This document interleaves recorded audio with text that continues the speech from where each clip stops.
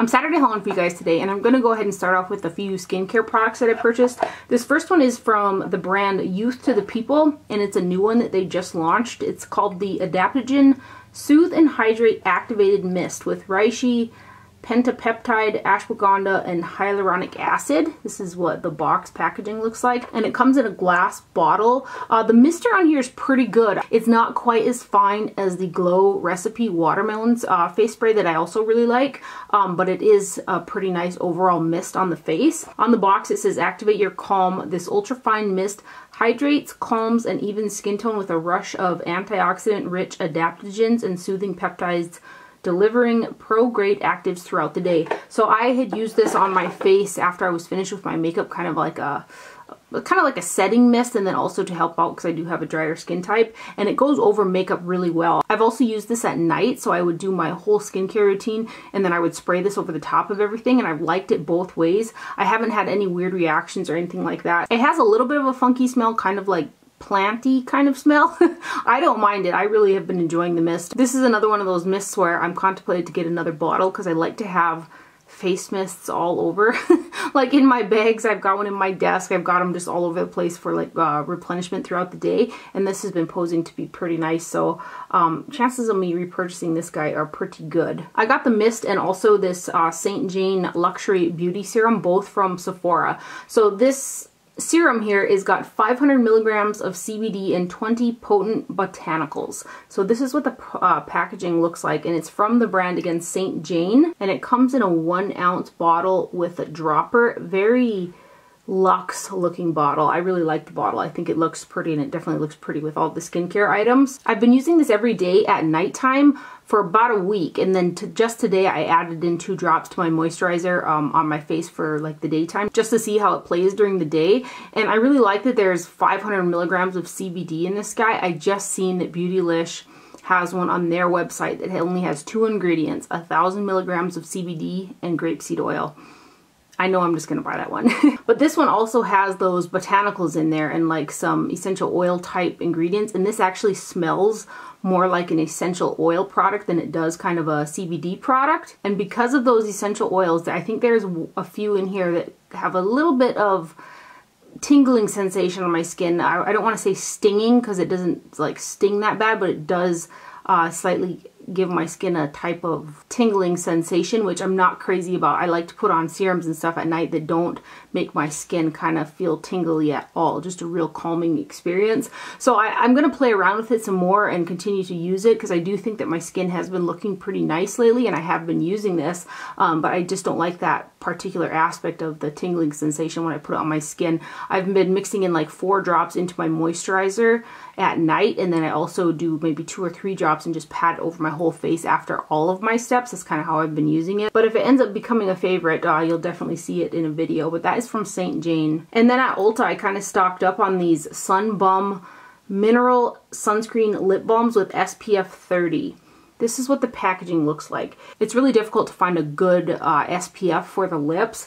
I like a mineral sunscreen because chemical sunscreens make my entire mouth taste just like chemical, basically. I have not found a chemical sunscreen lip balm that I can just throw on all the time without having like an aftertaste to it. The downfall sometimes with the mineral ones is they can like leave a white cast. This one I don't think has a terrible white cast. I'll like put it on the back of my hand here for you. It's pretty doggone good for SPF 30 and being mineral. And it has a coconut, not a slight, it's pretty decent coconut fragrance to it, and a slightly sweet taste, but I don't mind that. So I'm going to be carrying these in all my pockets everywhere throughout the summer because I am outside a lot. And I don't mind the coconut taste. It doesn't leave an aftertaste in my mouth either. And it's got a pretty good SPF in there, and it feels nice. It feels like, you know, actually hydrating, where oftentimes a lot of mineral lip sunscreens can feel kind of dry and chalky as well. These ones don't, so I really like these. I bought like, I think I have like 6 of them. And then recently Jill Stuart became available on the Beautylish website, and I have been dying to try some Jill Stuart products for quite a while. I had only mainly seen them available overseas, more in like Asian countries, but now they've come stateside, so I went ahead and purchased 3 products from the Beautylish website, and they're from Jill Stuart. So this first one is the Loose Blush, and the shade that I got is number 4 Saturday Brunch. And wait till you like look at this packaging. This is kind of what intrigued me with Jill Stuart years ago. I'd always wanted to try her stuff because the packaging is just so pretty. But this is a really unique product. So like you twist the top off, and then that will open up like a sifter that's around the inside of this packaging. And then you've got a little, it's like a little magic wand.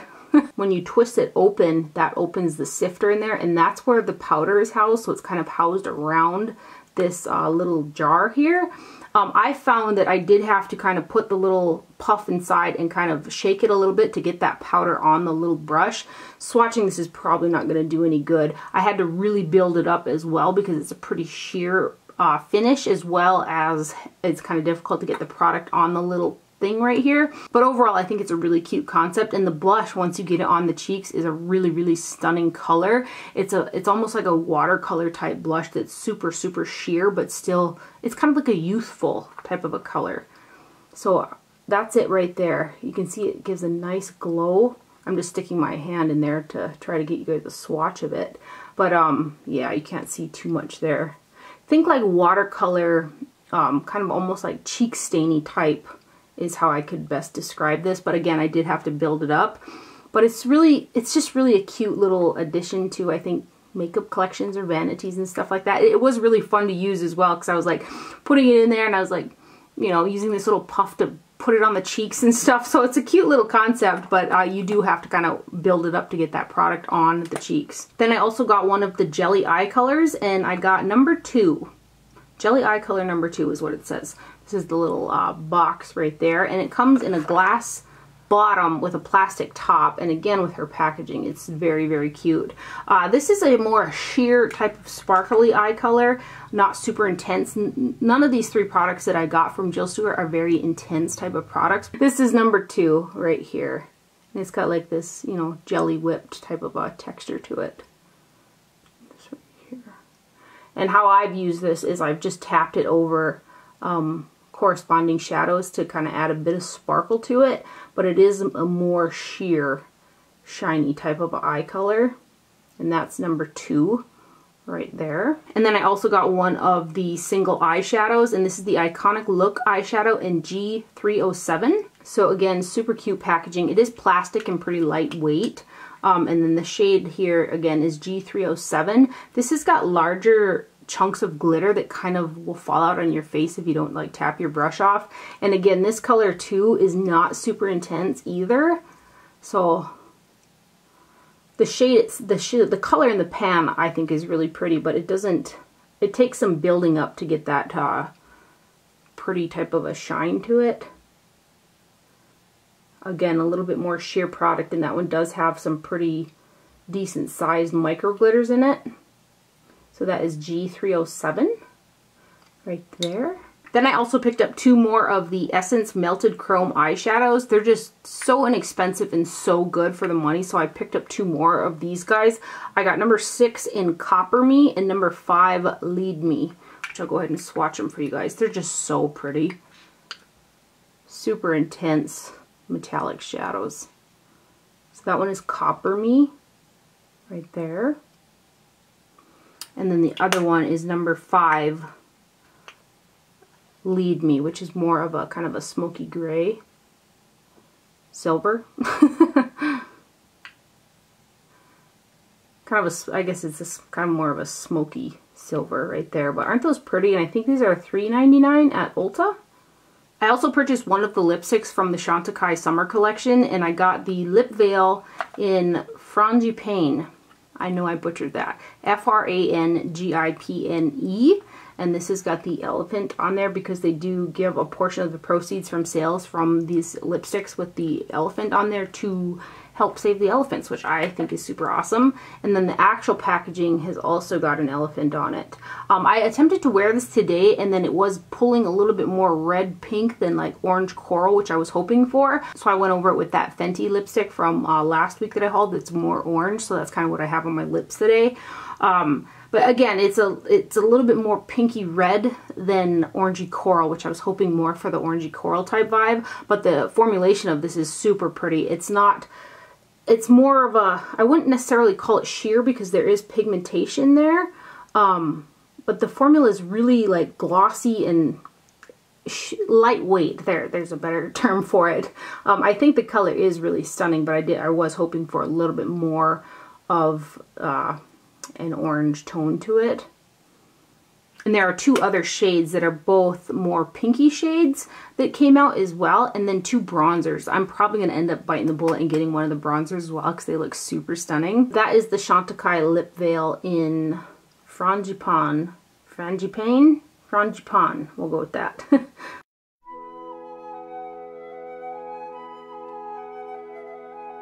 And then I caved and got the Nars Orgasm blush that comes in this rose gold packaging with like twice the amount of product. There's 0.28 ounces in here. The packaging is stunning. And I had swatched this in the store, or at least attempted to swatch it, and it had such hard pan on it. I think I swatched it in 3 different places, and each time I went to try to swatch it, I couldn't get like the product to get on my finger. So I think that it's just really hard pressed, and then with everybody like probably else swatching it in stores and stuff like that, it just created hard pan really easy. I haven't swatched this with my finger. I've only went into it directly with a brush, and that's the blush that I have on my cheeks right now. Lisa D1 was mentioning this, and I just finally said, okay, I'm going to get it. Because I do feel like the formula is slightly softer and smoother than the original, but it's also more firmly pressed in the pan, so you're not picking up a whole bunch of product right away. Like, I have to kind of really work my brush in there to get it to pick up, and that's just because it's pressed pretty hard. But it's, you know, it's good old Nars Orgasm. Look, I'm probably, I can see it. I can see the hard pan. But hopefully, you guys, you're not going to be able to see that. Oh my gosh. It is very hard to swatch because of how it's pressed in here. I'm going to have to probably go over that with something a little scratchy to get that back to workable, but that is the Nars Orgasm blush, which we all know and love. But again, I do think that this formula is a little bit more fine and finely milled, but it's pressed super hard in the pan as well. And then Aether Beauty came out with a new eyeshadow palette. It's called the Summer Solstice palette. And Aether Beauty is a more natural brand, and they also tried to keep their packaging and stuff like that really environmentally friendly. So there isn't a mirror in here or a magnet. So there's this little band right here that goes across the bottom to kind of keep it shut. And then there, again, is no mirror. This one has got a plastic sleeve over the top with the names on there. I always prefer the names to be printed inside the palette as opposed to having one of these little plastic sheets. But this is the eyeshadow palette that I have on my eyes today. It kind of gives me those, same thing, those Nars vibes from the Summer Heat, and what's the other one? The Days and Nights Summer Hot something or another from Nars that I really like. It kind of gives me those same type of vibes, and again, these are like an all natural type of shadow formula. I think for them being such a clean brand, that these work really nice. I've worn this palette a couple times, and each time I've really enjoyed the look that's come out of it, but there isn't anything super unique in here. We've seen all these shades a few times. There are 4 mattes in here, which are this shade, these two, and then this one down here. This one here is what I have underneath my brow, and it's not super light where it's gonna lift my brow. I wish it was just a little bit more light, but it did work out. I think it still looks pretty. So let's give you guys some swatches of these. And I got this off of Sephora, because Sephora now carries Aether Beauty. And again, for being a clean brand, I think that their shadows are pretty nice. They're very wearable type of shadows. These guys.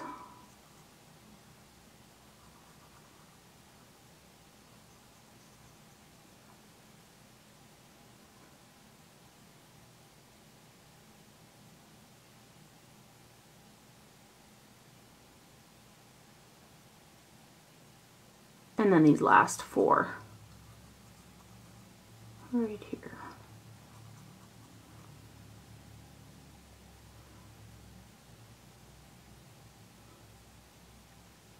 And I hardly had any fallout with these as well, which I think is great.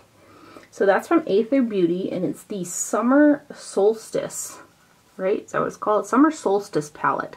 You can totally ditch that sleeve too, because the names are printed on a sticker on the back of the palette. I also purchased the two new Viseart eyeshadow palettes. They're the Edit palettes. There is a Rose Edit and also a Warm Edit. And these are 12 pan shadow palettes that are removable, but they're smaller and like really, really travel friendly.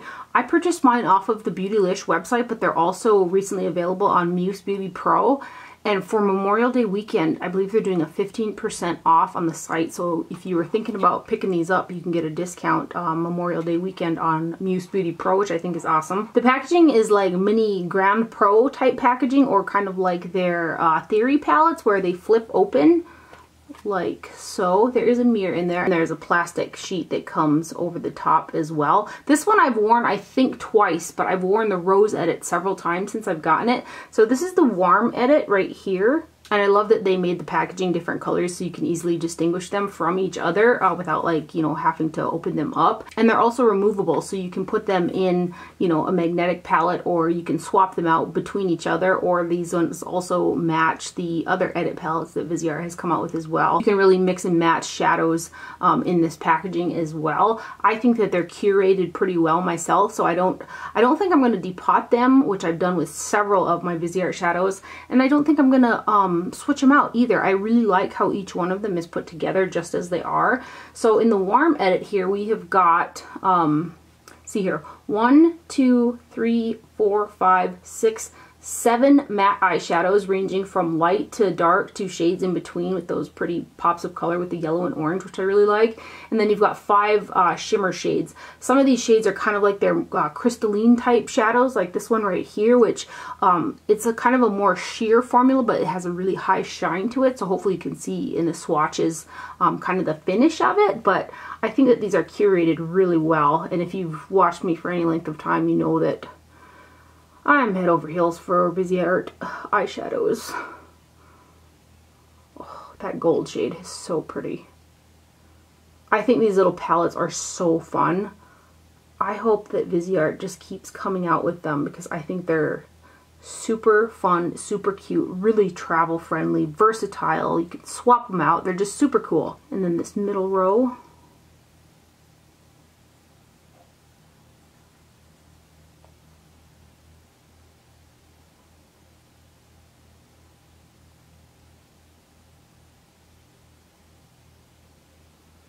Right there.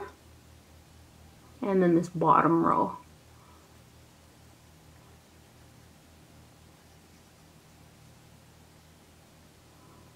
Super pretty colors. These are swatching pretty nice, but I've also always found that even though these ones are swatching nice, I always find that they pop and they look so much more pretty once you use them and get them on the eyes. So that is the Warm Edit right there from Viseart. And then here is the Rosé Edit, which comes in kind of burgundy packaging. I've worn this palette a complete ton since I've gotten it. And these are the shades in there. There are 6 mattes in here, which are these 6 up in the corner right here. So these 3 and then these 3. This is the lightest matte in there, and I can make it work underneath the brow, but it's not super lifting. Each one of the pans contains 0.035 ounces of product, which is a pretty decent amount of product considering just how small the pans are. But let's go ahead and swatch this guy. I just love how tiny and travel friendly they are. And I mean, for being as small as they are, they come with a nice amount of product, you know.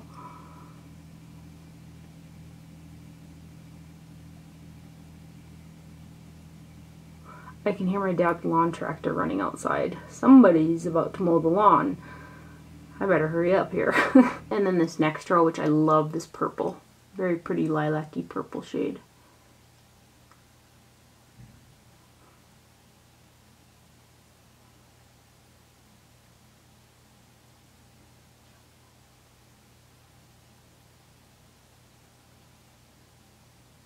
And then this last row, which I think these are all, I think these 3 right here are all kind of those chroma crystal type shades, which are very, very sparkly.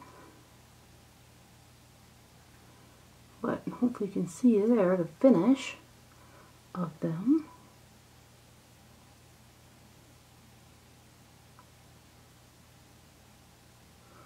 Right there. How pretty though. Some of these nude mattes are kind of really blending into my skin tone, but... So that is the Viseart Rosé Edit. I just think that these little palettes are fantastic.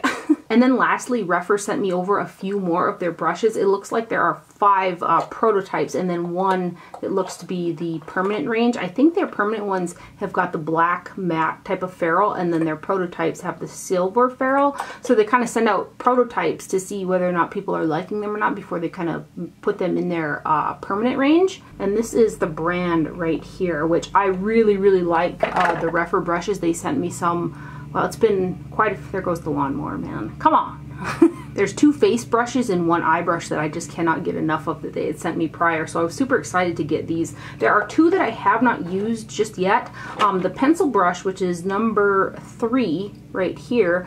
I just typically don't use a little pencil brush. I know a lot of people like to use these like to smudge out on the lower lash line. This is a super pointy little guy and it's really, really soft. Like no scratchiness at all to it, which if you like to smoke out that lower lash line, this would be a good little brush. And then the other one I haven't used just yet, which I might test it for kind of finer detailing with highlighter. Typically I really like to buff out my highlighter though. This is the P09 brush. Right here. It's got a nice point to it. But if you wanted to really do some, you know, precise highlighting down your nose or above your brow or something like that, this would be a great brush for that. And then the 4 brushes that I've been using for the past couple days, this is the P11A brush.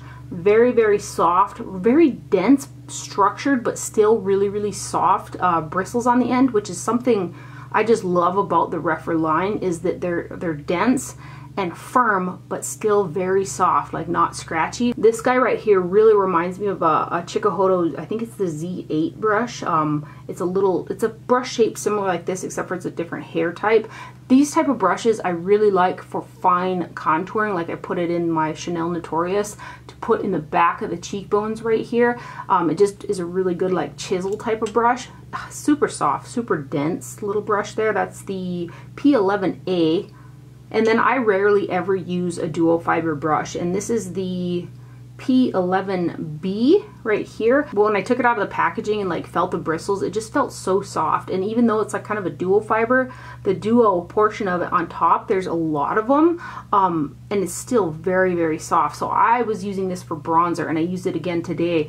I really like this for bronzer. The bristles don't like splay out, so when I put it right in the cheekbones and just kind of went like that, it also gave a nice kind of precise application of bronzer while blending it out super nice as well.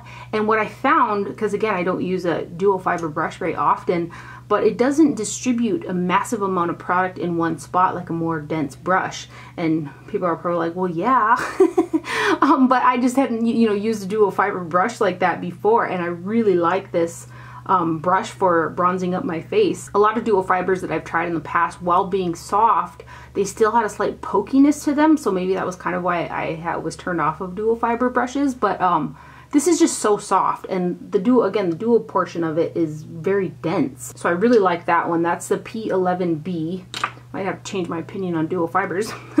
And then I've been using the P09A brush for highlighter. Just a nice tapered kind of pointy highlighter brush. Just put highlighter on the top of the cheekbones and the other highlight points of my face. Really been enjoying that guy. And then this last one is the P08, and I've been using this for blush. So this is the brush that I had used in the Nars Orgasm blush to pick it up and put it on my cheeks, and it picked it up for being, you know, so firmly pressed in the pan, that blush. It picked it up really well. If I had to compare the heads of these brushes to another range, they really remind me of Chikuhodo brushes, and I really like them. They're coming out with some really fun shaped brushes as well. So those are from Rephr. Again, this is the brand right there, and I just want to say a big thank you to Rephr for sending these over to me. Speaking of brushes, did you guys see that Koyudo came to Beautylish? Koyudo is another Japanese makeup brush line. I have like 7 brushes in my cart right now. But anyway, I hope you guys enjoyed this video and found it helpful. Thank you for watching. Do not forget to wear sunscreen, and I'll see you guys later. Bye.